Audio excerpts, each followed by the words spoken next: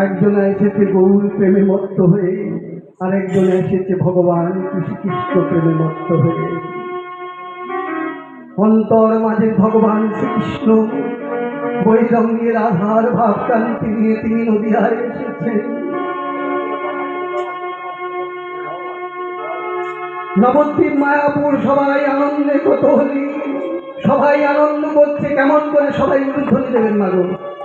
আমার গোরে লোরে সোনার নদিয়া, উলুধ্বনি শঙ্খ ধ্বনির শব্দ শোনাতে আমাদের গোরে লোরে।